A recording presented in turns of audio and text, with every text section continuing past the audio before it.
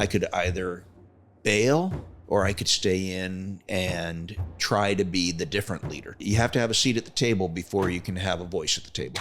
I was going in the Navy, 17 years old. My parents had to sign permission for me to join the military, right? You gotta love that. They gave me orders and I went to the Marines instead. They say, Doc, run as fast as us, keep up with us, plug our bullet holes and keep shooting. I look back on it now and I'm just amazed at how quickly 30 years went by. A lot of people when they leave the military, especially after a full military career, there's a little bit of a challenge sometimes. What is my culture? Where do I belong? Who are my people? What tribe am I part of? Turns out I actually had kind of a passion for human resources. Nobody likes human resources, I know. After building out a company and getting involved in volunteerism, one day I get that message on LinkedIn and it says, hey, with this organization, it's called the Gary Sinise Foundation. Not sure if you've heard of us. Love to have a conversation. All right, guys, welcome back to Vaulted Views. And I can't believe I am about to say this as I'm introducing our next guest. But this is going to be our first knuckle-dragging idiot CEO of Vaulted Views. He asked me to say it. His words, not mine.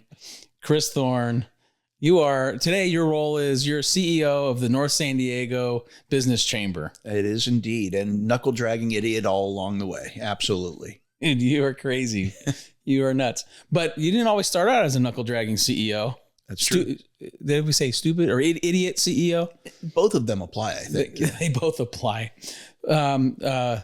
You started off, as a young buck out in Phoenix, Arizona, thinking, hey, I'm gonna be this crazy Top Gun maverick. Absolutely. Child of the 80s. Top Gun came out, best recruiting movie ever for the Navy. And, led me at 17 years old to join the Navy, go off and see what kind of adventure to find around the world. I was convinced that I was going to fly Tomcats, that I was going to face Russian MiGs, and that I was going to have drinks at Naval Air Station North Island, even though I was 17, hadn't been to college, and wasn't a pilot. So, yeah. But you've had drinks there now. I have. It's, I've been there too. Part of the privilege of getting older. What's it called? The I-Bar? The I-Bar. Yeah, absolutely. If you haven't been to the I-Bar, you need to go to the I-Bar. Okay. You got a hookup, right? I think I know a guy. Me too. Yeah. We both know guys. We know guys. All right. So you're 17-ish. Actually, your story starts earlier than 17. You're this crazy kid. You ended up in Point Mugu somehow. Yeah. Right? Absolutely. Tell us a little bit about your journey of how you actually got into the Navy. Yeah. So, young kid, really already thinking about joining the military, joined onto this young group called Sea Cadets. No issues there, but it gave me the opportunity, 14 years old, to go and get to find out what the military was about. So one of my first summers, I get to go to Point Mugu up in Ventura County. I'm a 14-year-old. I'm flying around in airplanes with the Navy. I'm going different places. I'm flying around in helicopters. I was addicted. I loved every bit of it. You were hooked. They had. What 14-year-old kid's not going to be hooked? Right. I mean, it really was pretty awesome. So, they had the hooks in me. And so I was committed to it. It was, first opportunity I had, I was going in the Navy, 17 years old. It's interesting. My parents, lived separately. My mom lived in Nebraska. I lived in Arizona with my dad out there. This is the 80s. There were no fax machines. There were none of that. And so, since I was 17, my parents had to sign for me. My parents had to sign permission for me to join the military, right? You got to love that. Right. And so this recruiter, they had to FedEx packages back and forth between Nebraska and Arizona to get everyone signed off. They were so happy to be rid of me, but they just want to kick you out of the house. That's it. They said, give us the papers and we'll have. But beyond the movie, was there other inspiration, like within your family, family members in the military? I think like many of us, my grandparents were World War II generation. So on my father's side, my grandfather was in the Army World War II. On my mother's side, both my grandfather and my grandmother both were Army and Army Air Corps during that time. And really, growing up, it was just awesome to see and hear the stories of their service. So Army, I'm hearing Army. Yeah. And then I'm hearing Navy. Go Navy. I mean, Let's it's go football back to season Top coming Gun. up. Let's go back to Top Gun Top here, Gun. right? I mean, Yep. it really was the best recruiting movie of all time, right? Well, it got this knuckle-dragging idiot. It absolutely did. So I don't even know what a knuckle-dragging idiot is. Raises his hands. this one. So no, it really, at the time, for me, I think. So you drew most of your inspiration from Tom Cruise? I'm not going to lie. In seriousness, it certainly did have an influence, thinking of that lifestyle, that adventure, that, going to sea and sort of challenging, being the front edge of all these things happening. But it also, it was a great way to sort of break free and go and be my own independent self and do something new and different. And so I joined, I went to boot camp at 17 years old and, not even old enough to be registered for the draft. As a matter of fact, I got my draft registration card while I was in boot camp. How fun is that, right? Like, already here, guys. Already here. Gotcha. Yeah, I'm in. And so got to do that one. Originally, my plan had been, when I joined, the promises, the contracts you sign on there, I was going to fly around in helicopters. I was going to drop these sonar sonobuoys, hunt submarines, and drop torpedoes on them, right? You were going to hunt for Red October. Absolutely. This is the height of the Cold War. I was going to be the lead for Hunt for Red October, right? Love and then it. I get to boot camp. And like 2 weeks into boot camp, they come to me, they say, "Ooh, yeah, we closed that school down. You're not going to do that anymore." What? Right? Yeah, exactly. Like, okay, promises broken. All right. 17 years old, you get your first lesson in life. Even when the government signs a contract, it doesn't mean anything. So there we go. Take that true. Lesson, right? So true. So they gave me the option. They said, well, you can either just cancel your contract. We broke the contract. You can go home right now. So I'm already kind of here. So what are you going to do? You're going to go back to dusty Arizona? You already shaved my head and put me in these weird clothes. I'm here. Your head's still shaved, by the way. I know, right? It's a funny thing that happened along the way. I'm going to be there with you soon. This is by choice. Yeah. But it looks good on you. Yeah, I appreciate that. It's going to look good on you. I know a barber. Okay. Thanks for the referral. So they give me a choice. They said, you can go home. No, I'm here. Okay, well, we got a couple options for you. You want to go on submarines? No, submarines definitely not my jig. Well, you want to be, these guys launching the airplanes off the flight deck? No, it looks like I'm going to get blown over the side. Not going to do that. Well, you can be a hospital corpsman. What's that? It's a medic. Well, what do? They work in hospitals. They have lots of clean sheets and lots of nurses. Ding, sold. Clean sheets and nurses. Clean sheets and nurses. That's all it took. That's knuckle-dragging idiot that wants clean sheets and nurses. I get it now. See how easy that sell was? You're a lot smarter than I thought you were. Yeah, I thought I was. Till I graduated. And then what? Well, then they gave me my orders, and I didn't go to a hospital with clean sheets and nurses. They gave me orders, and I went to the Marines instead. I didn't understand. They bait and switched you. They did. Wait, so you're in the Navy and you're going to the Marines? Right. How's that work? Same question I was asking. Funny thing, like what is this Navy Marine Corps thing? Turns out, when you watch all those movies and the Marines rushing Iwo Jima and all that, all those guys with the red arm crosses out there, those are Navy guys. So the Navy is the medics for the Marines. So they implant Navy. Yeah. What do they call it? Corpsmen or something? Corpsmen, yeah. Corpsmen. Yeah. Yep. They're like medics. Right. Alongside the Marines. Yes. So the Marines like, we're the badasses and you're there to fix me up? Absolutely. They say, Doc, run as fast as us, keep up with us, plug our bullet holes when we go, and keep shooting. Go through this school to learn how to crawl underneath barbed wire and put camo on my face, and how to sit in a foxhole for hours at a time without making any noise. That's a whole story unto itself. And turned out I was actually pretty good at it. And I go off and I start spending my time actually with the Marines. I joined the Navy, but ended up spending a lot of time with the Marines. So I go overseas to Japan. My first tour at 18 years old, I'm overseas in Japan for the first time. Wow. So you joined at 17, and by 18, you've gone through boot camp.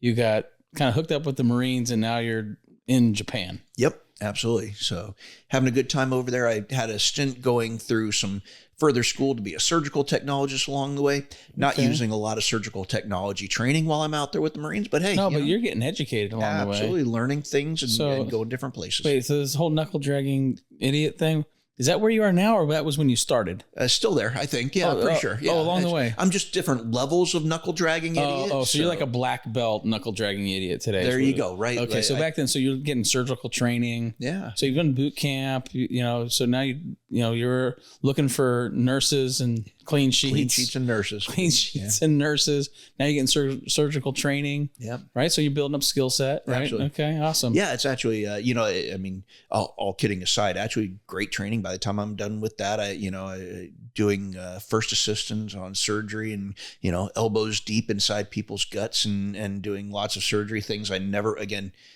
knuckle-dragging idiot should not have been elbows deep inside somebody's abdomen, but there I was having a great time doing it. But you're serving our country, man. First of all, don't let me forget that. Thank you for your service. I mean, appreciate that.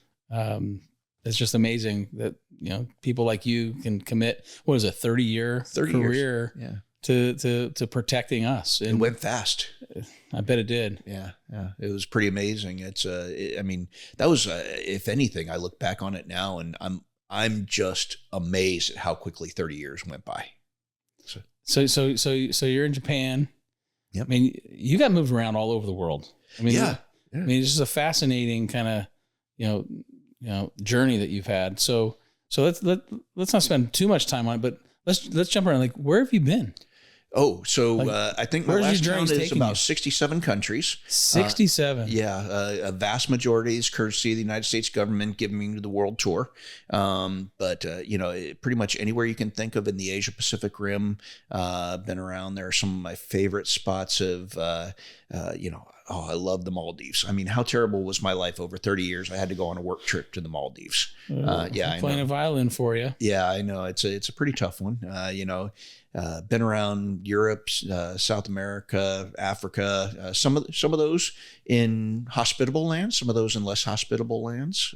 But the opportunity to go around the world and get to learn about the world. That's I know we've talked and probably didn't even discuss that part, but the opportunity to learn about the world, about the people of the world, people, where and they the culture, live. And absolutely, maybe their trials and tribulations. What's their real life, not what we see on TV or whatever. And unfiltered. Absolutely, what is their real life like? And that honestly has been one of the greatest experiences. So cool, and so you learned a lot from that, I'm sure. Absolutely. I mean, like today, you deal with people a lot, right? So how have you leveraged all that within, in your role today? Oh well. I'm jumping forward. Ooh, there's a fast forward on there. Fast forward, but we'll jump back. We'll jump back to your story. Yeah, I think that's probably the largest thing is just that understanding that everyone, everywhere, no matter who you are, no matter what you're doing, comes from a different background, different experiences.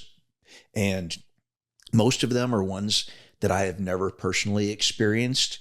And I don't assume anything. I take the opportunity to learn about people before I take the opportunity to say things about people. And that's probably the part that I took away. It made me a student of the world, of understanding people, what their experiences are, where they actually live. Don't believe what you see. It's not what I see on the news. It's not what I read in a book somewhere.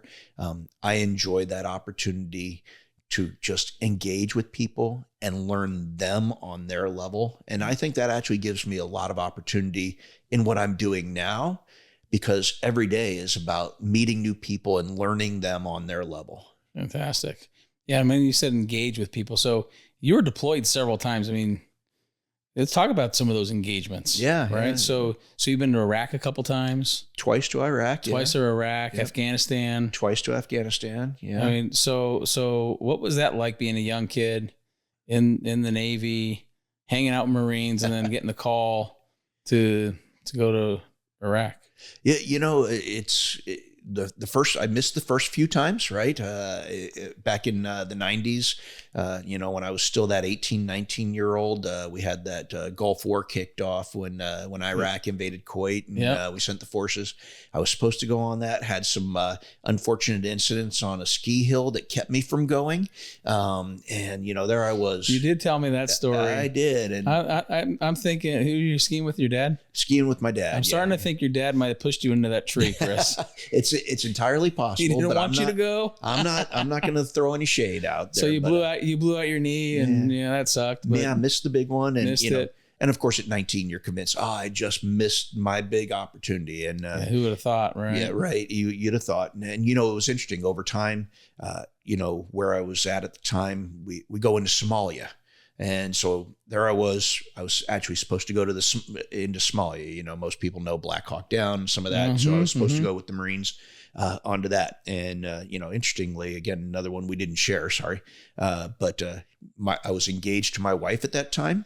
And when I was supposed to leave for there, my wife knew the phone number for my supervisor at the time, literally called him up and said, you do realize our wedding is in January. And if he goes on this, that will interfere with our wedding.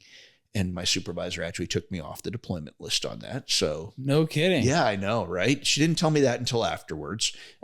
So I got married and ended up in hey, great for that, but missed my second chance at the big war. Which, so again, they send you to cleaning dishes on that one? Or yeah, what? Pretty much. It was it worked out okay, I think, in the end. But it's interesting. Good for her, though. Good for her. Yeah, absolutely right. That's way more important. Getting married. At the end of the day, probably. Yeah. I mean, who else is going to marry this knuckle-dragging idiot? Amen to that. True story. But I'm going to ride this whole thing through. I'm telling you, it's real. I can't believe you're letting me actually call you this because you wanted me to. Look, I call myself that. My wife calls me that. I'm used to it after 33 years. All right. Well, humility is a nice trait. I mean, actually, some of the best leaders have humility. It was something, but later on down the road, after all these missed opportunities, and I air quote, the missed opportunity to go to war, of course, sitting where I sit now, knowing what I know now, I never would have wished anyone those opportunities, later on. Right. Certainly a couple of trips into Iraq, a couple of trips into Afghanistan, a couple of trips into other places, Somalia later on, Yemen, and a few other places that are just not tourist hotspots. It was... I would never say that people, should aspire to those, but at the same time, I was proud to be able to be out there, not just serving the nation, but honestly, the men and women that I was with, and that's the thing. And in your those brothers times, and sisters, absolutely. Right? And when you're there, while don't get me wrong, patriotism is huge in my heart, and I love every bit of my service. In those moments, it really does come down to those men and women who are absolutely there with you. And it's funny, we always talk about what makes people just hear the sound of gunfire and walk into it instead of going the other way. And it really is just about knowing the men and women on your right and left that you're there to be with and taking care of them, protecting and being part of it with them. So, yeah. Well, it's a big makeup of who you are. I mean, how awesome is that? I mean, so there was a point in time you got stationed, I guess you might call it, or correct me if I'm using the wrong terminology. Sounds right to me so far. Back in DC, I think it was, maybe Bethesda outside of DC. Yeah. Right. So, and I understand, I mean, you're not really a political guy. I'm not good at politics at all. I mean, you hate that shit. I do. Yeah. So what was it like being stuck in DC? By the way, I'm not a big fan of DC, and people will learn more as you guys follow my show and my journey. I'm not a big fan of DC either, folks. But so we have that in common. Yeah, amen. Right. So what was that like? So you're there, you're stationed, you gotta ride it out. Yeah. So I was at Bethesda, the Naval Hospital there, and you'd think it's a hospital, right? That's insulated from it, but unfortunately, all the admirals, all the generals, all the politicians, all the presidents, vice presidents, the congressmen, all of them come to Bethesda for their care, and that means that all of the doctors, all of the nurses, all of the staff, all of the administrators all get wrapped up in all of the politics of everything. Everything revolves around this political cycle. If you are in the DC area, anywhere near the Beltway, everything revolves around this political cycle that exists. Everyone is convinced that they are the most important person in the world because they get on the metro and they go down with 85,000 other people to be at the Pentagon, right? It's a culture that just, to me, just wore and grated on me instead of people just being humans who were just being good to each other and doing goodness. And I got to tell you, that was, that was about 10 years into my time in the Navy. And that was I was this close to calling it quits just because. So you're at a fork in the road. Oh, everything about that just had me saying, I don't know if I can, this is who I can be, right? Yeah, absolutely. Yeah, because I mean, you got visions of what your career could look like. Yeah. And you're not sure at the time, like, okay, well, is politics kind of part of this thing or, right? So you had a fork in the road. Like, so what was it like, man? I mean, so your choice is what? Okay, I'm going to bow out and go, I don't know. Do whatever. Yeah, right? Absolutely right. Or I'm going to grind it out. I mean, what was your thought process like? I mean, everyone kind of has a fork in the road in their journey at some point, you know, some larger than others, but for you, I mean, that seemed like a major point in your life. It was.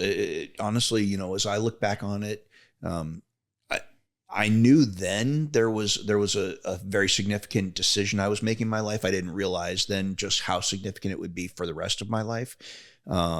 I can look back now with perspective and understand that had I decided to leave the Navy at that point, hopefully I would have been successful, but I think there would have been a lot I would have left on the table, a lot of regrets, a lot of doubts about not following through, not completing. And, you know, that can wear on a person in itself.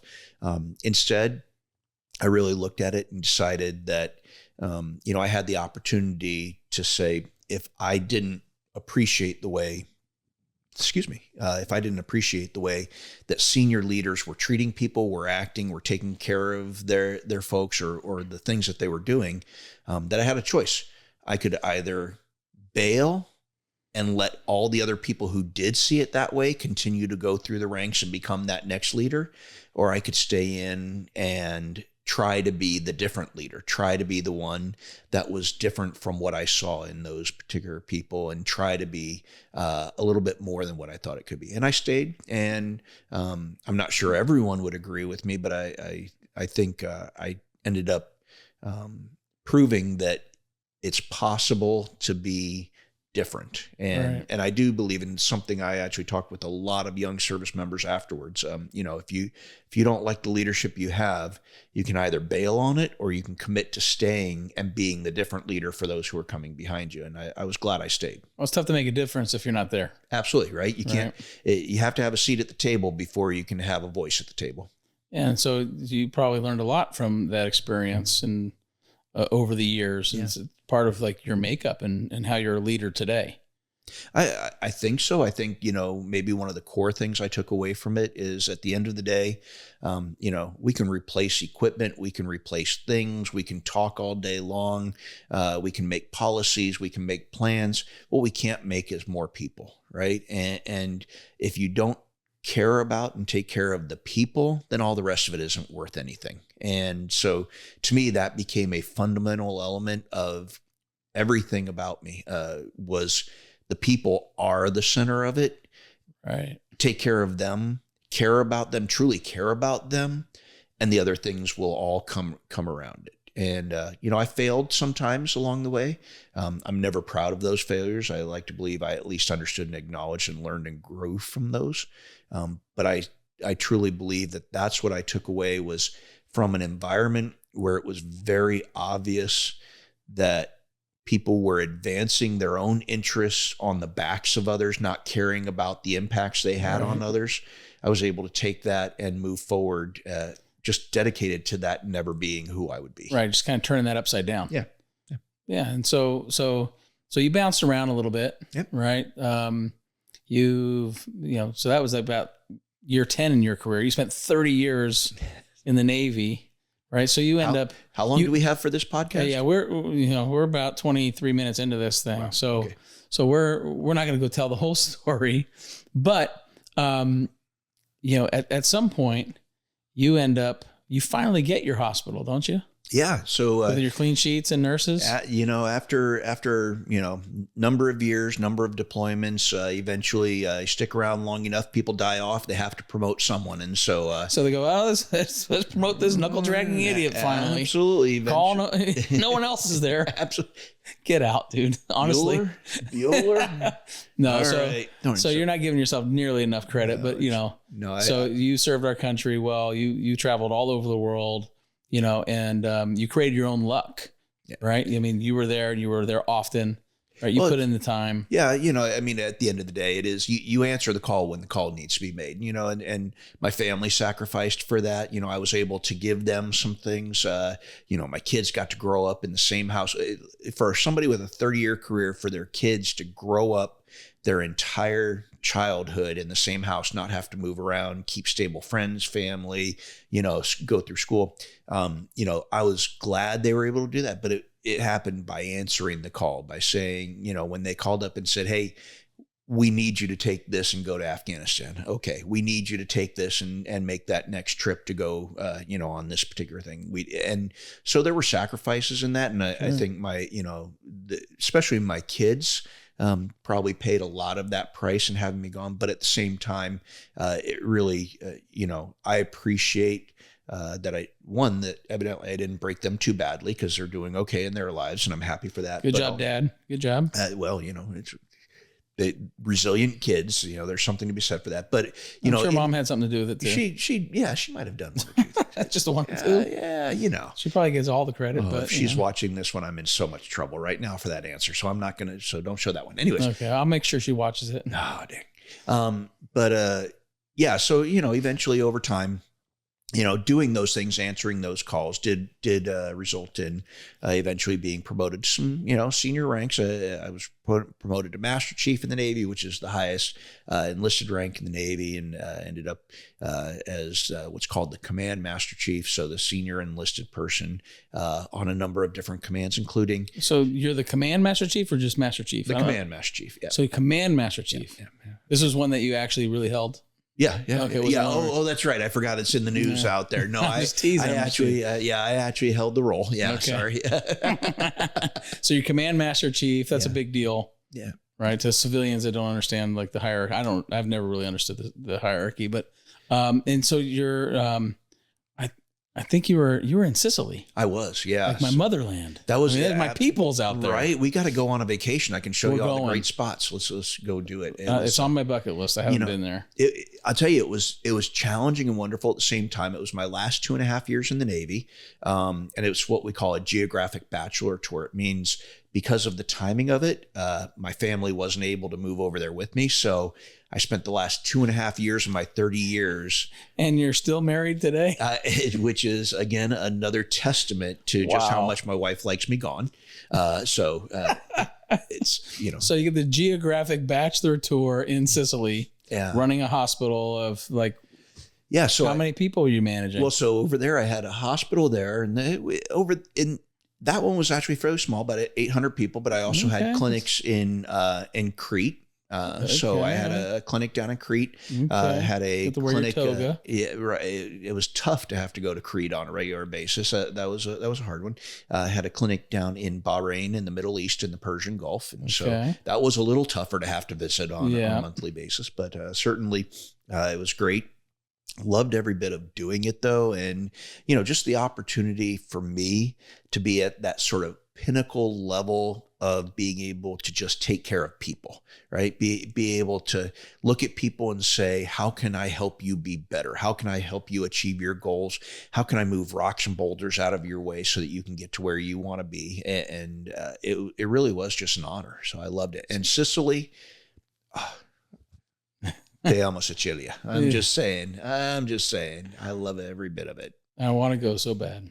I'm so jealous. So that was probably between the different locations, a couple thousand people you were managing at the time. Well, my command prior to that at Pendleton, I had about 4,000 that I managed on that one. So a little bit larger. This is no small undertaking. I mean, no, they were good. So you're not just like this young kid, looking for nurses and clean sheets. Now you're actually managing people. I mean, basically running businesses inside the military. Yeah, absolutely. Right. So your career comes to an end. Right. What was that like? Like you're going to hang up your cleats, man. And then what? It's interesting because, I know a lot of people when they leave the military, especially after a full military career, there's a little bit of a challenge sometimes. The what is my culture? Where do I belong? Who are my people? What tribe am I part of? Yeah. What's my why? My purpose? Absolutely. And I was lucky enough. We'd had that long-term family placement here in Southern California in Carlsbad. That's right. You said you're for the most part, you never moved the family. The kids grew up in the same house. Yeah, we moved back from Japan in 2000 and we'd been there ever since. And so you had your community, you had your friends, you had, it was, the moms and the dads and all that stuff. Right. And so I felt integrated really into the community, even long before I separated. So that was good. But I was convinced I was retiring. That was it. I looked 30-year career. The house is paid off. The cars are paid off. Kids are out of the house through college. They got the income for life coming, healthcare for life. That is it. I got the robe. I got the slippers. I got the golf clubs. I am shuffling up and down the street. Done. And I'm sure that didn't last too long. Did not last long at all. And so I'm going to reach down for this water if you don't mind here. Yeah. Help yourself, man. So, still fairly young at that point. And, there was a bet between my wife and I, how long are you going to last at this? She gave me 6 months. I made it about 6 weeks. So I won that bet. Yay me. And then you're like, okay, got to figure out how I'm going to spend my time now. Got to start being a little bit more productive, doing something actually meaningful, give back to society. Right. And, so turns out I actually had kind of a passion for human resources. Nobody likes human resources. I know. I liked human resources. When I had been in the military, over about 10 to 15 years of my military career, at the end at senior leadership levels, I'd been working organizations. A hospital is a hospital. I don't care if it's the military running it, the government running it, or Kaiser running it. A hospital is a hospital, and you have to do things. And so I'd had the privilege of really getting involved in a lot of human resources, doing labor management, getting involved with union work, and a lot of things. I loved it. You got to really love people to love human resources. Right. Absolutely. And I enjoyed every bit of it. And I'm sure you love all the compliance and I love legislation stuff around labor it. Law. Labor law. I actually do, which is, I don't think ill of me for this. Somebody's got to love it, right? I love people like you so that I don't have to worry about it. Well, and that ended up being really the secret, is once I figured out that I had that passion, I had that knowledge, I had that skill, and people would pay me for that skill. Well, that turned into, what that next career actually looks like. So is that like the epiphany? You're like sitting there one day, someone call you and say, hey, I know you know this stuff. Can you help me out? Or, how did it happen? Yeah, actually, I won't bore you with the story, but it actually was along the lines of a phone call where talking with someone that was an age-old mentor of mine that I'd had for a long time, and sort of doing the, what can I do? What is my value? Where am I at? And he was actually very, very forthright. He says, Chris, you're an HR person. Do HR. And I said, do you think? He said, yeah, do HR. And so that actually, it was truly pivotal, because he was right. And he gave me some advice that I followed up, and he was right on track. The ultimate outcome of that really was that I did have a fairly unique set of knowledge and capabilities from my background and from my interests that came together that helped me really join up with somebody to help build out a small business that really had a great time, learned, grew, made connections, and had some opportunities. A couple years into that, we figured out that we were sort of going different pathways, which is fine. That's normal. Part of business. It's normal in business. Absolutely. Business, not personal. No, absolutely right. That's actually good business when you're able to recognize that and do that. And so did that, and actually set up my own small business and launched out a consulting based on HR compliance and labor law. And again, nobody likes these things, which I figured out quickly. That means they'll pay you well to do something they don't like. And so it turned into a great success that, sort of snowballed, ended up with a client list that I just could never have dreamed of. And so, as that grew, new connections came, new opportunities came. All of a sudden I'm testifying before Congress. I'm working with the Department of Defense, the Department of Labor. I'm working, with some great companies, helping them do some things. All these things were just, like serious companies, like Fortune. Oh yeah. Like 10 of the Fortune 50, right? Like 10 of the Fortune 50. Yeah. So, you're like an accidental entrepreneur. 100%. Like, absolutely. Is that where the whole knuckle-headed idiot, knuckle-dragging idiot thing comes from? Like usually, like for me, we were talking about this, earlier. Like I'm a field of dreams guy, right? If you build it, they will come. Absolutely. I focus on strategy first. I plan things out. Like even in my very first episode for the show, I'm talking about how much research I did on personal branding and figuring out your ideal customer profile. And I'm talking like I know what I'm talking about, which I'm just kind of making it up as I go along kind of thing. But the point is I'm very strategy focused, like process oriented. Yeah. And I'm sitting across from a dude who's like, yeah, I just happened to pick up 10 of the top, Fortune 50 companies to my, startup consulting, HR consulting business. Are you kidding me? Are you kidding me right now? I hate to say it, but I'm more that guy who gets behind the wheel of the 68 Camaro at 2:00 in the morning with the headlights on and floors the gas pedal and says, let's see what happens. Right. I'm a little jealous, honestly. I wish I could be that guy. I dream about being that guy, but wow. Obviously, I'm not going to say I would recommend this pathway for everyone. Well, everyone's different, right? Absolutely. There's lots of really successful entrepreneurs out there that they create their own luck. You keep talking about creating your own luck. You basically created your own luck. Yeah. Right. It wasn't like planned. There was no business plan that you put together and a pitch deck and all this other stuff. It's just, you're just out there because the way I interpret it is it's all about the people. Absolutely. Right. Like you went into the military and you learned that really to be successful in the military, you got to be successful learning and knowing and loving people. Absolutely. Right. And from that, you jump into the private sector and here you are leveraging what you've learned there. It's just the same thing. It is. And I think people know, there's memes and there's comments. People know when you care. Right. And I think that's the part that matters is when people know you care, they're going to work with you. They trust you. Absolutely. Right. And there's a lot you can do when you start by actually caring. The people I see fail the most are the ones who their biggest objective going in is the dollar sign at the back end. Right. Right. And I know that's probably not the right thing that everyone in entrepreneurialism wants to hear.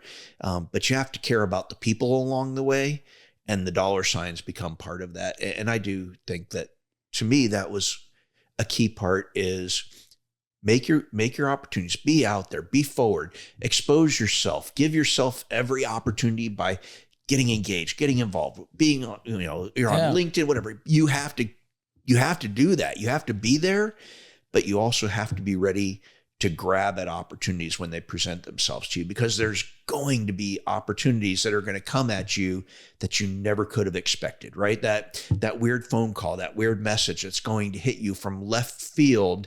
And if you're not willing to be flexible and take that pivot and say, I'm reaching for that and I'm saying yes to this opportunity right now, I'm going to take the risk and take the leap and jump at it. Those are the ones, to me, that have made the difference, I think, is being ready and willing to leap at those opportunities when they're put in front of me. And there you are, you're sitting at your computer. Yep. And your computer dings. You're like, I got this LinkedIn message. Maybe you get those often. I don't know. I don't get them that often. I will be getting a lot more of those, I'm sure.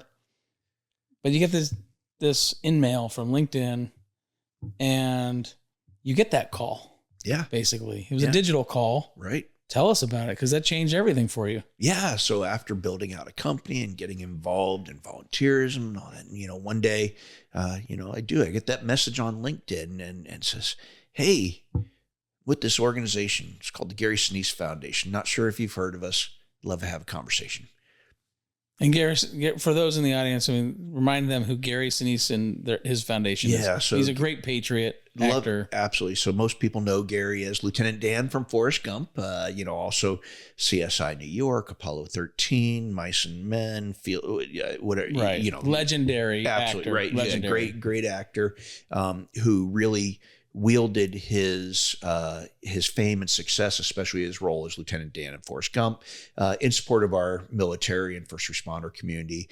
Did so much after 9/11, created a foundation that is focused on. And so just he and his family and his team just continue to do amazing work. So truly spectacular. And so, yeah, when I got that contact, it was like, yeah, I think I've heard of Gary and the foundation. And sure, again, it's a LinkedIn message, it'd be very so easy. you never know. Absolutely. Right? I mean, okay, crackpot. Yeah, whatever. I got you. Right. And, but take the opportunity when it's given to you. And so, yeah, I'll grab that coffee. And so I meet up with this guy for coffee. He says, so Gary Sinise Foundation, okay, whatever the question is, yes. Now ask me the question, right? And so we have this conversation. The foundation's been going very strong, but Gary's interested in having a permanent footprint in San Diego-based Southern California. The foundation's nationwide, but he wants a team to just be focused in Southern California, San Diego area. And so he's asking, would you be interested in being a part of this? So, yeah, I'd be interested, and I'm thinking, okay, well, this is just do some little, ditzoid, whatever, volunteer, show up for an event type thing, whatever it may be. Yeah, but no, he wanted you to run. He wanted you to run the show. Yeah, it turns out they're looking for somebody to actually run this thing, to lead it, to build the team, to build the organization, to create the engagement in San Diego, to engage with the community, to engage with the businesses, to engage with, all the organizations in the area, and build this. And so. Did he say something like, I needed a knuckle-dragging idiot to run this program for me?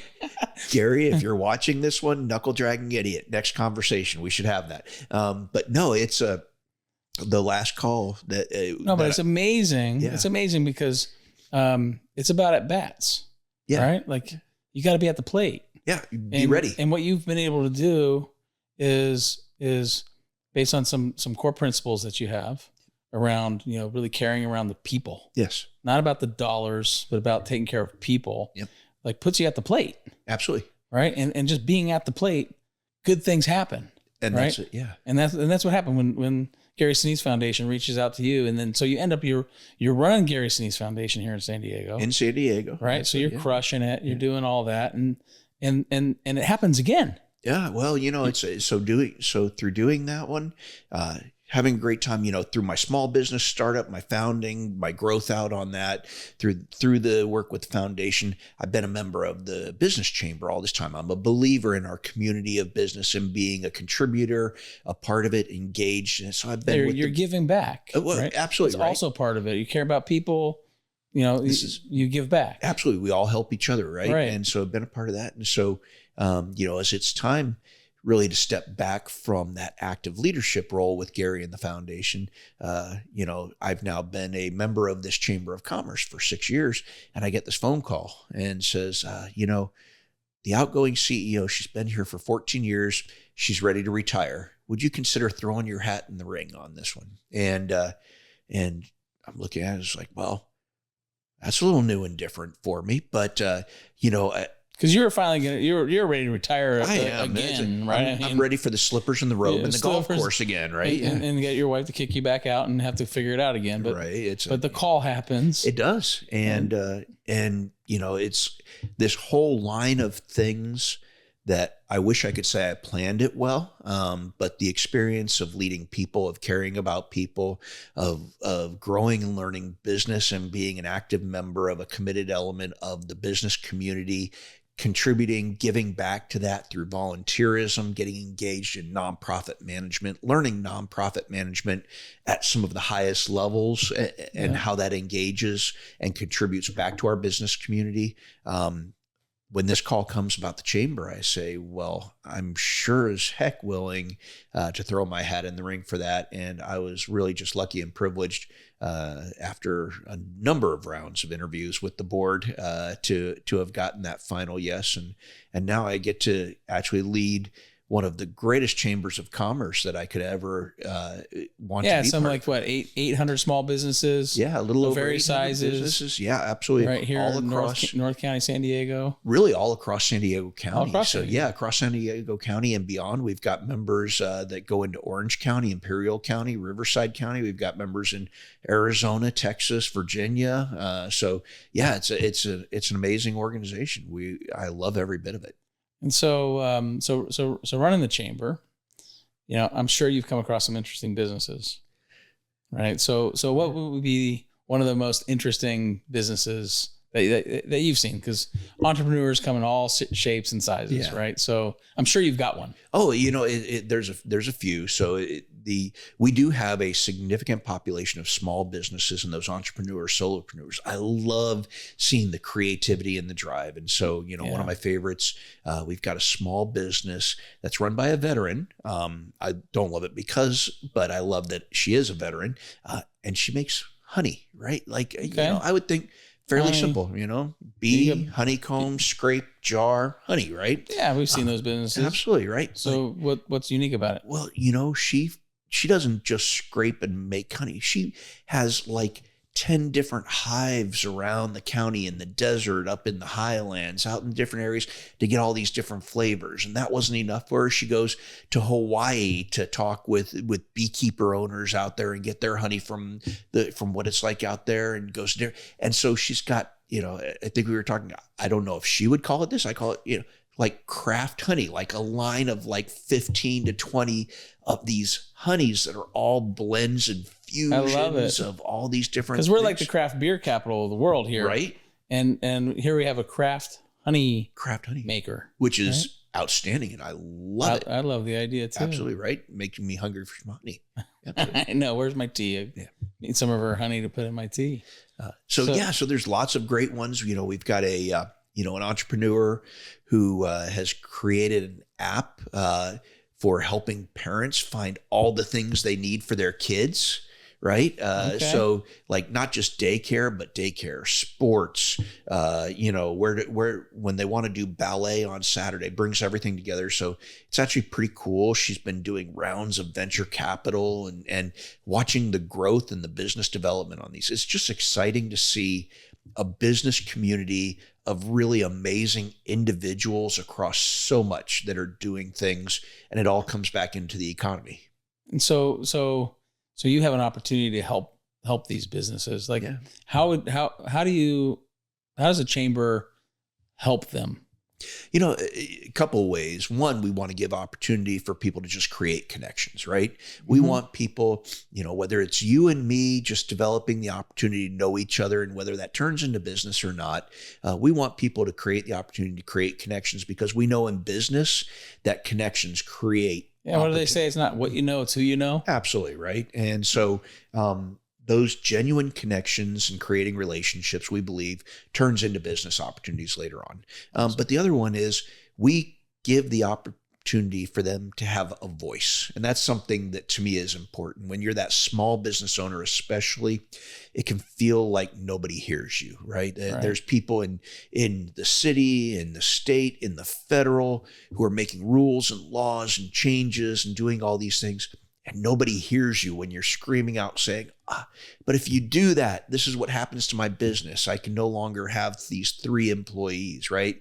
And so we bring them together as a collective voice to be able to really speak. Is that the advocacy you kind of talk about? Absolutely, right? So you're meeting with government officials and talking about legislation. Absolutely, and it's interesting. Whether it's just this morning, working with government officials and regional officials on topics like, the Tijuana River Estuary Valley and the cross-border flow that comes with the pollution that goes on to our Southern California beaches, that not only is damaging to the water and the pollution there and to the tourism, but to things like that area where the outflow is also where we train our Navy SEALs, right? And so they're literally training in water that is contaminated, poisoning our SEALs. Absolutely. So national security issues there, right? So whether it's that, whether it's having conversations around impacts to our business based on homelessness, there's lots of conversations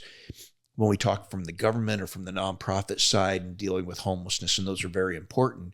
But too often we don't get to talk from the impacts to the business owner by having that encampment that's blocking the front entrance to their business, that's keeping them from getting customers. And now they can't employ the 5 employees they have who now can't afford their house because they have no income, right? And so having those conversations, just being able to give all of those business owners an opportunity to have a voice in the argument. And it's nice to be able to do that. Yeah, and I can hear as you're speaking about this, like it's all rooted in the fact that you really truly care for these business owners. Absolutely. And the businesses that they operate. Absolutely. And the employees that they employ and their customers that they serve. Right. At the end of the day, you know, as an economy, everyone wants to be valued as an individual. Everyone wants the opportunity to productive employment that allows them to support themselves and their family. They want to live in a quality of life that we all want to do a little bit better, right? And that's hard in a region like San Diego if you can't have a job at a company because that company can't stay in business because of regulations or because of things like homelessness or whatever it may be. Right. So how do we help them overcome those barriers so they can create those opportunities so that, you know, that worker who's working third shift, it can go home and help their young child who's going to be a first generation college graduate who's going to go on to be an engineer in the next generation, right? How do we help them to be successful through the opportunities that the economy gives? But the employers have to be a part of that. So looking back on your career, I mean, this has been an awesome journey, right? I mean, just learning about who you are, where you came from, the ups and the downs. Like, so if you look back at 17-year-old Chris to today, as you call yourself a knuckle-dragging, you know, idiot CEO Chris, how would you say you've transformed? You know, I think that I like to believe that, you know, the largest thing inside of me has always been the humanity, the ability to care for people. I believe that that's something that is an innate quality inside who I am. But what I've been able to get over those years is a better understanding of people, right? That, you know, growing up in Phoenix, you know, I lived in a small community and the things I understood about people, how they lived, where they come from, what they care about, what's important to them, you know, encompassed about a 4-block radius. That's what I understood of the world, right? And if you ask 17-year-old Chris to think about what the impacts of things happening are, that would have been my perspective, is that 4-block radius of true understanding. Over the last 40 years now, the ability to gain that broader understanding, not just in a city, in a county, in a region, in a state, not even just in a country, but really a global perspective on understanding that everyone's coming from a different background. Everyone is coming from a different point of understanding, but almost everyone is trying to truly do the best they can. Almost everyone is trying to do good for themselves, for their family, for their community. That understanding, I think, has truly changed how I approach everything that I go into and say, you know, we may see things differently. I may vehemently disagree with your perspective, but I also am willing to understand that your perspective is based on what you believe is truly the best for yourself, your family, your community, and beyond. And so that belief in people, I think, is a very different thing over the last 40 years. Well, for a guy who doesn't like politics, I'd vote for you, Chris. Oh, no, scary. Wow. That's fantastic. I mean, so finally, I mean, whether, you know, what advice would you give to someone who's just starting out on their entrepreneurial journey, or even a seasoned CEO? Yeah. Right. Like, on how to improve their life, their business, their people. Right. What's the one piece of advice that you would give to them that they can take away from this show that can better themselves, their families, their staff, their loved ones? You mean aside from getting the 68 Camaro at 2:00 in the morning with the headlights off and step on the gas pedal and go? I probably wouldn't recommend that one, but yeah. So no, I think to me the biggest thing is believe in yourself and believe in others. You know, believe in your capability, your capacity. Don't let others define who you are, because there will always be people who will try to paint you inside a box of what they think you should be or what they understand. So believe in yourself. Be willing to take that risk and go out and be bold in who you know you can be. Don't let others tell you who you are, and always believe in others that same way. believe that they have that innate understanding of themselves. Don't paint a box around them. Don't tell them or create or put them into a situation where you try to define them. Allow them to grow in the ways that best fit who they know they are. Give them that room. Be that nurturer, that mentor, that person who sweeps away the rocks and allows them to have the room to grow like that. And I think that's the biggest thing I would offer. Wow. That's some great advice, Chris. I mean, if we all could just be a little bit of a knuckle-dragging idiot CEO, we'd all be in a better place. So, wow. Chris, thank you so much for joining the show with me. And I'm so honored. Again, thank you for your service. Thank you for your advice. And folks, I mean, I hope you take one thing away from this, that, there's a lot of good in people. And if you believe in people, you put yourself second and put them first. It's going to be better for them. It's going to be better for you. And you're going to achieve a better outcome for yourself, your business, and your life. And so with that, Chris, thank you so much. You're the best, man. I appreciate you so much, Ray. Thank you so much for having me on here. And it was good bourbon. It was good, bro. I finished my glass, but you got to finish it up, bro. I'm on there. All right. Thank you. Thank you. We'll see you guys next time. Take care.